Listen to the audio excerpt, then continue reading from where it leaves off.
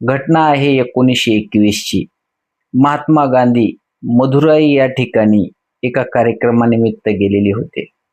त्या ठिकाणी एका कार्यकर्त्याने गांधींना जेवण्यासाठी आमंत्रण दिलं।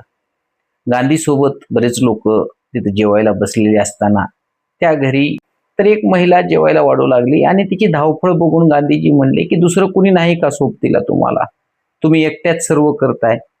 तर ती महिला म्हणली, गांधी आमच्याकडे बऱ्याच महिला आहेत, परंतु आमच्याकडे घालण्यासाठी साडी एकच आहे, बाकीच्या महिला फक्त काहीतरी लपेटून राहतात, अंग झाकण्यासाठी छोटे छोटे वस्त्र वापरतात, लपेटून घेतात, त्यामुळं ते बरोबर वाटणार नाही म्हणून मी एकटीच वाढते।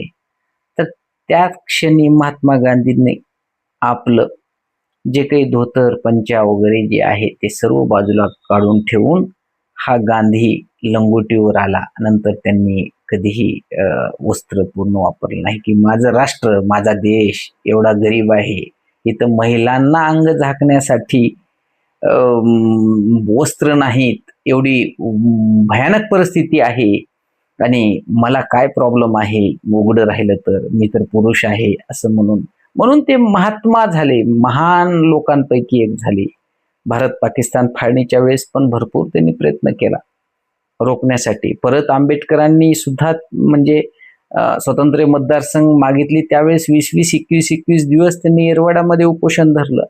20 दिवस उपोषण म्हणजे मित्रांनो विचार करा, 20 दिवस उपोषण खूप मोठी गोष्ट असते। आयऱ्यागैऱ्यात शक्यता नाही, 4-8 दिवसामध्ये बाद होऊन जातात, शक्यच नाही।